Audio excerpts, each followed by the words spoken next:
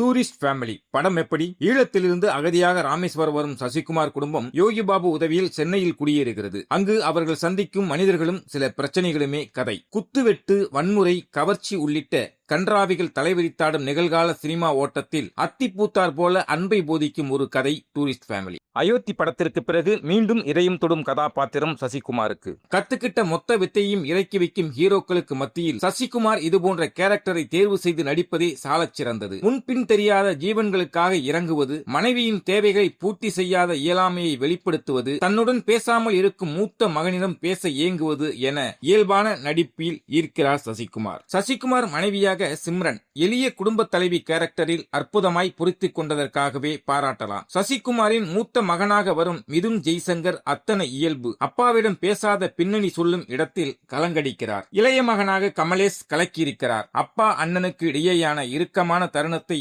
ஆட்டம் போட்டு மாற்றுவது என கமலேஷ் நடிப்பு ஜாலிபாப். சிம்ரனின் அண்ணனாக யோகிபாபு வரும் காட்சிகள் குறைவென்றாலும் தனது இருப்பை கச்சிதமாகவே நிரப்பியிருக்கிறார். ஏமாளி இன்ஸ்பெக்டராக பக், காதலில் ஏமாறும் அவரது மகள், யாராக இருந்தாலும் சமமாக நடத்த வேண்டும் என்ற குணம் கொண்ட MS பாஸ்கர், நேர்மையும் நேர்மறை சிந்தனையும் கொண்ட போலீஸ் சேட்டாக ரமேஷ் திலக் என படம் நெடுக சந்திக்கும் கதாபாத்திரங்கள் சிறப்பு. ஷான் ரோல்டனின் இசையில் மாண்டேஜ் பாடல்கள் மனசை பிசைகின்றன. அரவிந்த் விஸ்வநாதனின் ஒளிப்பதிவு நிஜத்துக்கு நெருக்கமாக இருந்து படத்திற்கு பலம் சேர்த்துள்ளது. நிறைய இடங்களில் வசனம் ஒரு கதாபாத்திரமாகவே நின்று கம்பீரம் சேர்த்துள்ளது. உதாரணத்திற்கு, ஒருத்தன் பின்னாடி கூட்டம் கூடுதுனா ஒன்னு பணமா இருக்கணும், இல்ல பவரா இருக்கணும். இது எதுவுமே இல்லாமல் கூடுதுனா நாங்க அந்த தமிழ்ல பேசுறது தப்பா, இல்ல தமிழ்ல பேசுறதே தப்பா, இப்படி நிறைய சொல்லலாம். இந்த பூமியில் தொடர்ந்து துளிவிட்டுக் கொண்டேதான் இருக்கிறது மனிதநேயம் என்பதை உணர்த்தும் அந்த தேவாலய உரையாடல் காட்சிகளில் கண்கள் நதியாகிறது. வன்முறையின் வாழ்பிடித்து செல்லும் இயக்குநர்களுக்கு மத்தியில் மனிதத்தின் நூல்பிடித்து நெய்துள்ள கதையை செய்திருக்கிறார் இயக்குனர் அபிஷன் ஜீவிந்த். லாஜிக் சறுக்கள், முதல் பாதி படத்தில் கூர்வையற்ற காட்சி அமைப்புகள் என குறைகள் இருந்தாலும் படம் போதிக்கும் செய்திக்காகவே